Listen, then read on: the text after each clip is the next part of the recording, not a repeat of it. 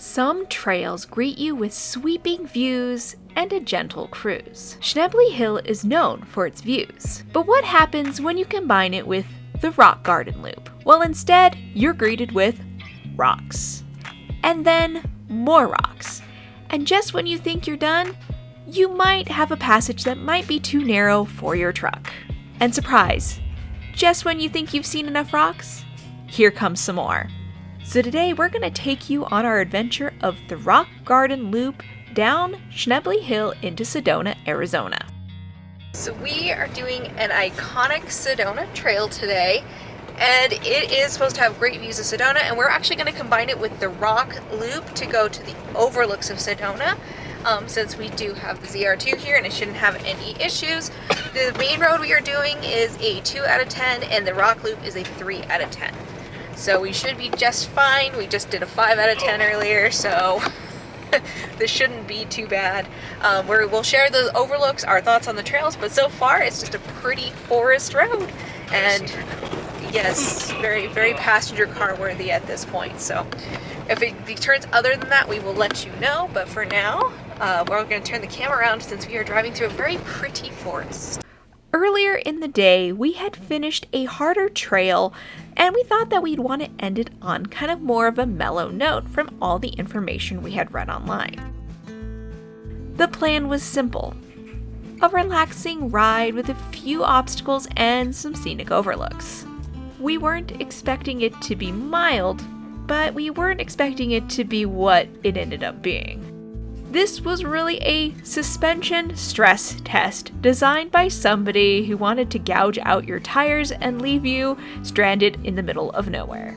So we decided that we were going to go from the Rock Garden Loop, which is found on Onyx Off-Road, and take Schnebly Hill down to Sedona, where we would end our trails for the day. With a name like Rock Garden Loop, we knew that it was gonna have a decent amount of rocks from what we had read online. But let me tell you, the Rock Garden Loop earned its name like it was running for an award of most rocks found on a trail. What they don't tell you is how narrow it was as well for most of this trail. So if I was to write a description of what this trail ended up being, is super narrow with twists and turns, scattered rocks on top of stacked rocks, embedded rocks, and rocks that seem to appear out of thin air. Did I mention that there were rocks? Because I feel like I haven't mentioned that enough at this point. Every foot was covered with rocks. And with that, every foot you drove was a rattle, a jolt, a shake, a shimmy, and maybe even getting a jolt into the sunroof like poor Dane did on this trail, making his neck not feel so hot at the very end. And before you ask, yes, we were aired down. We were about 12 psi for this trail because otherwise I don't think I'd have a spine. So we've decided to air down. It is very bumpy and we can't take it anymore. I don't like to have my spine hurt, so we're gonna air down really quick before we continue the trail. I definitely recommend it if you're running full tire pressure for the highway. Now, it's not always just tight turns. There are long stretches of this trail, if you can call it that. It was really more of a rock maze with trees that were kind of around it as a reference point. And 90% of this trail, the view of Sedona, nowhere in sight. Now, to be fair, you do get a nice forest feel, and it is rather cool since it is a little bit higher in elevation. So this obstacle we came to is on the way to the first overlook we're going to. And it's nothing major, but we thought we would show it to you.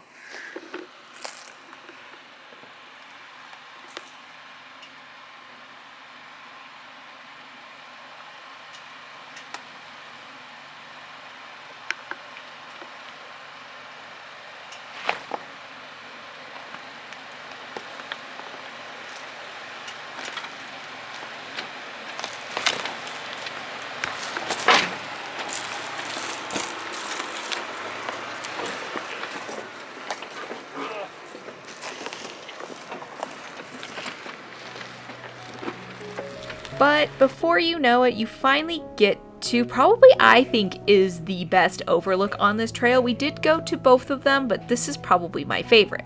you can just see down to this canyon, and it really reminded me of Black Canyon of the Gunnison because of the way the rocks were. So if you do want to do this trail, my recommendation on this is to actually go to that one overlook, do your short little hike to it, and then come back out the way you came, because the trail takes a new personality and gets even more narrow the closer you get to the other entrance point. We have made it to the first overlook, which is the eastern overlook. And as you can see, we have this amazing canyon down below. And the road was very bumpy to get here, definitely. It was so bumpy, I'm pretty sure my spine's gonna be feeling it for a week. But as you can see, it's really, really, really pretty. We're gonna try to make our way to the next overlook. And then that one should be on the western side, which should be overlooking Sedona from what I believe. So yeah, so we're gonna admire this for a little bit and then we'll be back on the trail.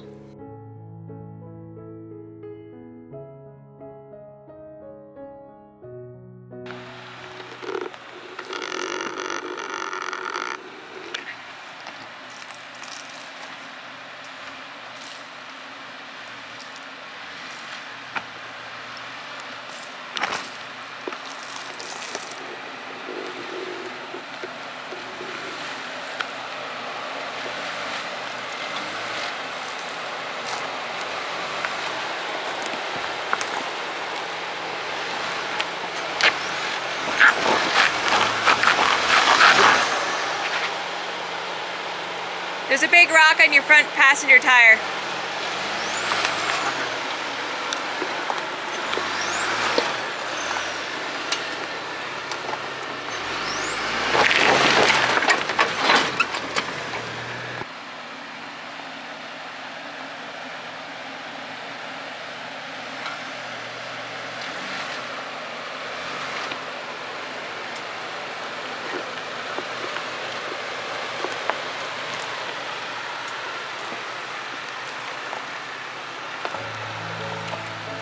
The trail is pretty much the same in this one section to get to the second overlook. There isn't anything too noteworthy, and honestly the second overlook is okay, but the first one is definitely way better. We have made it to the second overlook parking spot, and so we're gonna walk a little bit to get to the overlook. Yeah, I like the first one better. The road down that thing. That's a hiking trail.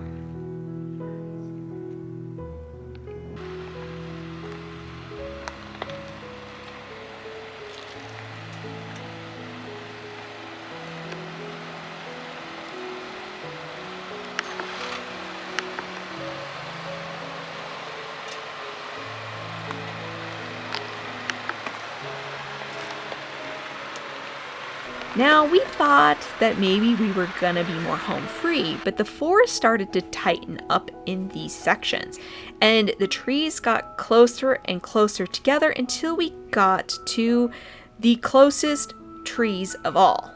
It made us question whether or not the Chevy was going to fit through these trees. Now, if you're gonna take a full size through this, you could probably make it, but you're gonna wanna have a spotter checking that other side of the truck that you can't see because it is super narrow. There's a rock entering into this part. So just keep that in mind that if you are bringing a full size, you will want to take your time. It is a big boy. Oh, oof. Yep, it's narrow as shit. Narrow as stuff. Boy, I love this. No. Come on, baby. It's a big rock. Right? You got room on this side if you need it. Plenty of room. I really do. I'm going that way. It only turns so fast. I know. I was like, oh my goodness. Other thing to note about our mistake on this trail is that we shouldn't have tried to do this in an afternoon. We had already done a harder trail and we didn't start this part of the trail until about 2 o'clock. So if you're starting in mid-afternoon, it's probably not the best choice unless you're planning on camping back in that area. We would recommend taking it slow, making this a whole day adventure instead of trying to shove it into a half day like we did. We made it off the rock garden and It is a bumpy son of a gun. It has earned its name. I'm pretty sure it bred rocks. My neck hurts. We're partially broken. But now we're back to the easy part of the trail to go down into Sedona. So this is supposed to have really pretty views. So I would say, like, if you are running short on time, don't do the rock garden. Like, the one overlook was really cool, but the other one wasn't really worth it, in my opinion. I don't know if I'd ever do it again or not. It was narrow. It was so narrow. Slow and narrow. Super narrow. Yes. So we're going to go to this easy one now that we're going to share with you here as we climb down into Sedona. It's supposed to have some really good views. So. Just take the main road through and yes. you'll just enjoy it. Just miss the rock garden. It's not worth it unless you really want to do it. Not after you already spent half a day doing stuff. The other half makes it really long. 5 hours later. Yes. Finally, we were able to exit the rock garden and we've started down the famous Schnebly Hill. But it wasn't any more pleasant than the rock garden, to be told. The views on this hill are way amazing, especially when you take it from the top down. You really get that nice Arizona Sedona look that most people are looking for. Now, the rating on Onyx says it's a 2, but that would depend on if you're gonna use proper tire placement and don't have a bunch of people coming up in the opposite direction from you. If you can pick your lines, yes, I would say you could possibly say it's a 2. I would lean more towards a 3 since we did hit our skid plate in a couple places, which was unexpected considering its rating.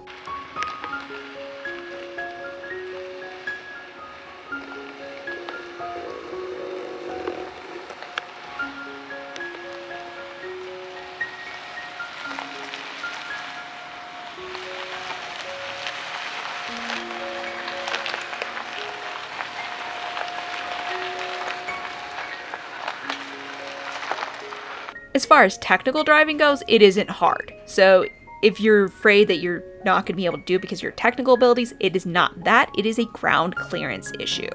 It also didn't help that by the time that we reached this part of the road, we were mentally and physically battered and cooked. Tired, rattled, and we wondered if maybe we were missing a couple extra bolts, but we didn't really want to look. The views on this trail do make up for a lot of the beating and partially broken body parts at this point. We had this kind of why do we keep doing this to ourselves satisfaction, and somehow it made every jarring bump worth it somewhat. I've made it back to a paved road! Finally, I have my head on the roof. Oh my god. Hurt my neck.